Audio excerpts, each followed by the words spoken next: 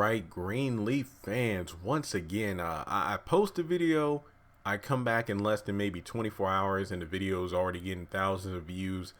Whether it be about the boy, or excuse me, young man at the grave site with Grace, or videos about who's getting pregnant by who. This video, we're going to take a little, just a segue into another topic, and I've seen this popping up in several of the comment sections on the videos about the young man at Faith's grave, and it's really about the church. And I really love how several people pointed out about how, what if the young man isn't just talking about AJ, but perhaps he's referring to the fact that the Greenleaf's expiration date for Calvary has come, and it's, well, time to rebuild, start anew, start fresh. And to be honest, sometimes you just have to know when to cut your losses. I saw this great quote. I think it was I think it was yesterday actually. And it said that stop blaming yourself and stop blaming karma when something bad happens in your life. Sometimes it's not, no. Stop blaming yourself when bad things happen in your life. It's not always karma. Some things just happen. So, I mean, to be honest, with the Greenleafs losing Calvary, they played a lot of, they played some parts in that happening, but you get what I'm saying, right? So I really like the idea of this video being about whether or not the new Harmony and Hope will actually be able to, well, bridge the gap. I guess you could say, what's Bob saying? I need you, May, or I need you, Grace. Help me take this church into the new world. And it's just like, wait, what? So basically, Bob's all about bridging the gap. Making it, what's the term? Melting pot. Basically making Calvary / new H&H headquarters the new melting pot for, their country-wide company. Wait, is H&H? I'm going to be completely honest here. It wouldn't surprise me if H&H is international, but as far as I know, it's like, around the U.S. I guess I know it stretches that far. But what I really want to talk about is the fact that even though, Bob, Phil, and Judy, and some people, I know some people have mentioned Connie, but some people are also saying, well, heck, without the Greenleafs and whatnot, and the fact they got Calvary, it stands to reason that, the current deacon board or whatnot, or the board of members might be tossed out. I don't really know exactly how, Bob plans to reshape everything, because it made some sense when he had May aboard, but then if you have Phil instead, it really doesn't. I don't really see any of those people working with them. Here's what I mean by that. You might, here's a good example. Barbershop 2, Back in Business. Wait, I think that's the name of it, right? I know it was Barbershop 2. I think, wasn't Back in Business the third one?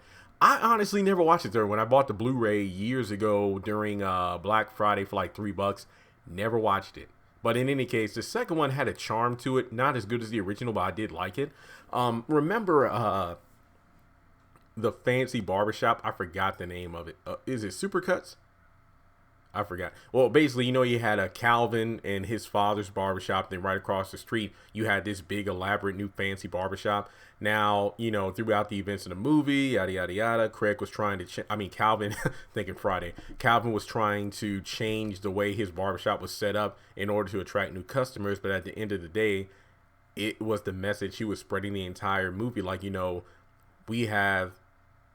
it's about the atmosphere, the culture, the people, not about, fancy chairs and TV screens and fish and everything. So at the end of the movie, even though they lost the vote at the town hall for the renovation project, at the end of the movie, the people were swarming to Calvin's shop and barely anyone was going to the new fancy shop. I feel like the same thing will happen in Greenleaf, where if the Greenleaf, or again, like May said at the beginning of the season, in order to get the church back, we need to get our hearts and minds back. And, not to mention with all the turmoil going on within the family right now, they definitely need to get their stuff straight. I think that if the Greenleaf started their own church, basically, took the seed from the rubble of Calvary, which I believe will be destroyed within torn down within 5 to 7 days, basically a week, they can just start somewhere new.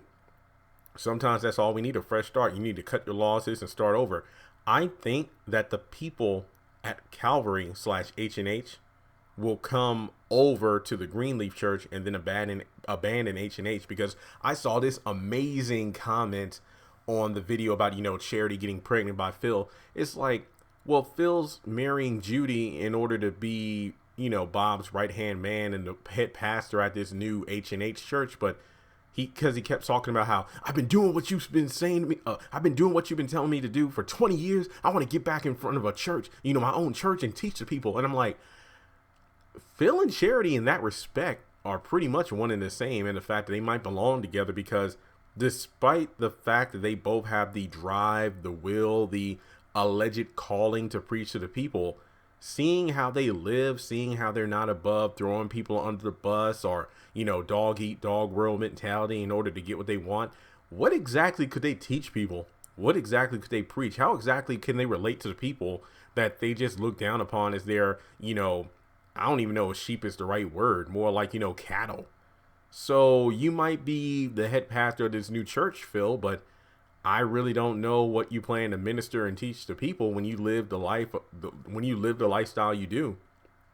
I mean, to be honest, given Bob's demeanor, I just didn't even think he was a person that would have been comfortable with black people, let alone his daughter falling in love with a black person and them getting together, but it didn't work out. And now he's like, oh, well, marry my daughter. Basically, he's using his daughter as leeway. It's like, you know what? Fine. Well, how would Bob say? Well, you know what, Phil? Fine. I'll throw May to the side, but you better marry my daughter.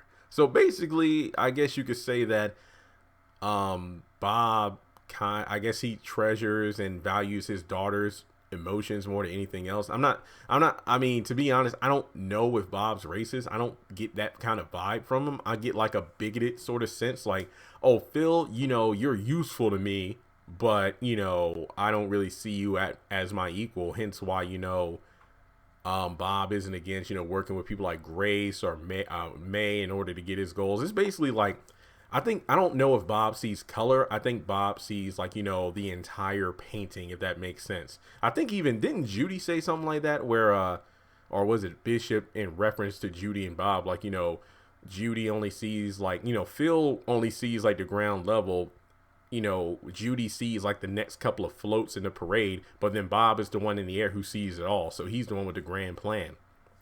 So I think that honestly, even if Calvary is torn down and they rebuild into this glorious H&H staple, I don't think it's going to have the people that Calvary did. I think Calvary might actually, I guess you could say, flock to wherever the Greenleafs are. But I feel like in the back half of season 4 and possibly into season 5, we'll definitely see a lot of much needed healing going on. I feel like there needs to be some forgiveness, some explanation, a lack of secrets, and really to figure things out, because it's one thing, and I think I mentioned this in the other video too, about how the Carissa video, the one I did yesterday, and thank you all so much. I think the video is about to hit 7,000 views, so dang, you all are blowing me away. Oh crap, I'm about to get emotional. I ain't trying to do that. No.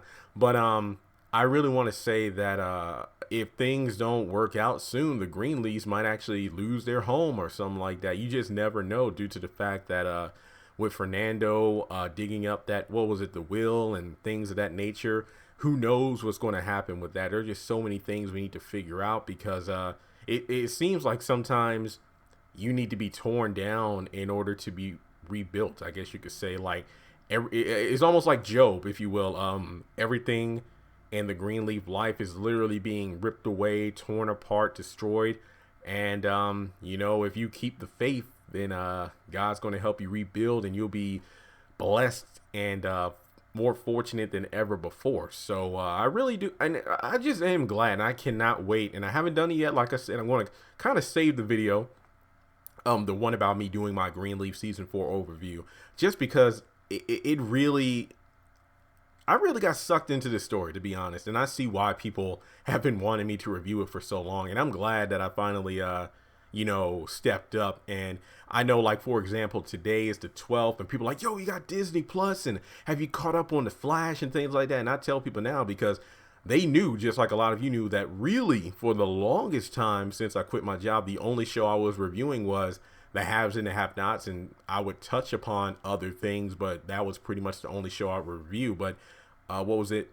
This year was definitely a transformation, if you will. Like, now I'm reviewing like 6 shows, of course not all at the same time because they're not airing at the same time, but I'm just glad to see that I've become more adept at, kind of jumping from one show to the next. And I've been seeing a lot of positive comments about how it's impressive while you can talk about all these different shows, but you really don't step on the toes of another show. Like a Greenleaf video doesn't feel like an If Loving You Is Wrong video. You might talk about how, hey, this story that Charity's going through reminds me of something Kelly did on If Loving You Is Wrong, but that's really about it. And those comments really do make my day. I mean, sometimes I'm going to be honest here. If I had the energy and time, I would respond to every comment. But I've been noticing that it's not only the amount of videos I post, but I'm seeing that some of these videos are getting like 90, 100, 200 plus comments. So obviously I can't get to everyone. So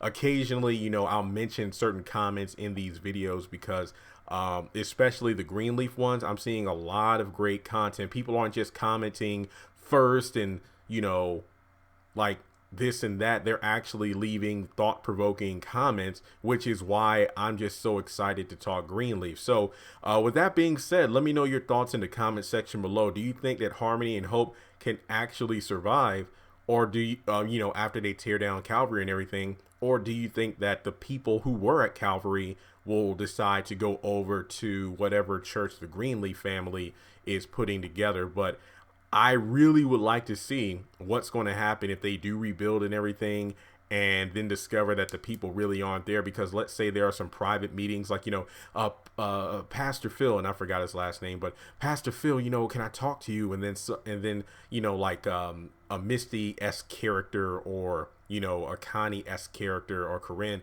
I wonder what happened to Corinne. That's a good question. She got fired, but who knows what who knows what she's going to do? I need to do a video on that. I did not think of that.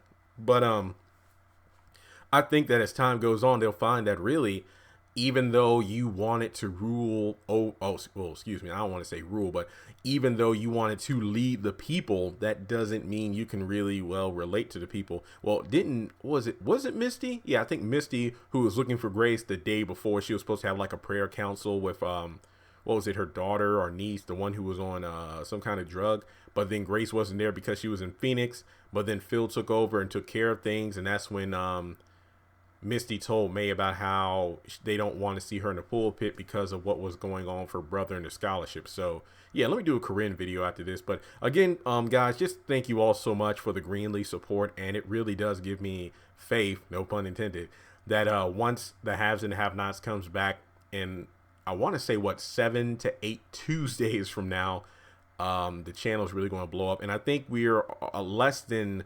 175 subscribers away from 96,000. So I'm just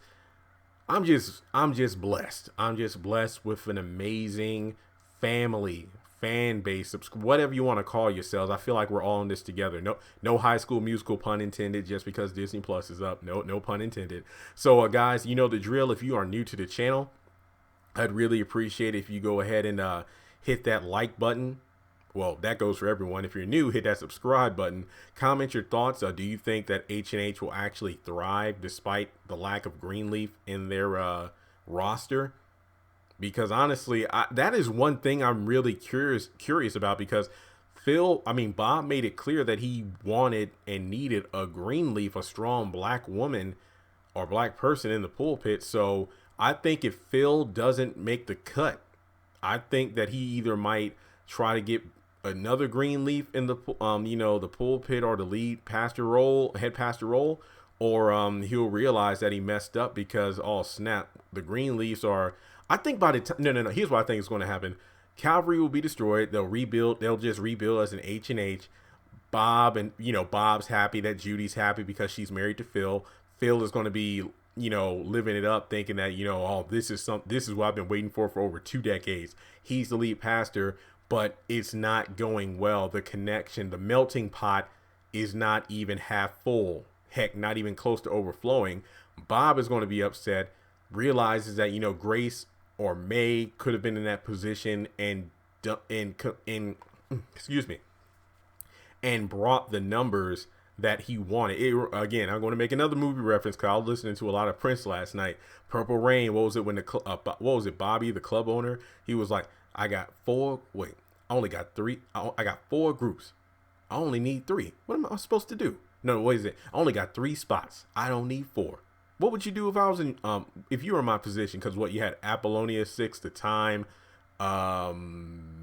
Bobby, I forgot the other band, and the Revolution. So it's like, hey, the battle of the bands. So I feel like, Bob is going to be thinking, I chose Phil for the sake of my daughter's happiness, but I'm not getting the numbers and the results I wanted. We poured in millions into this, so we need to switch things up. So he'll try to get a Greenleaf, but by the time he realizes he needs a Greenleaf, I think the Greenleaf family, for the most part, might actually be back on their feet and starting a church in their own. So H&H might give up the church. I don't know though, because they literally make it to H&H headquarters.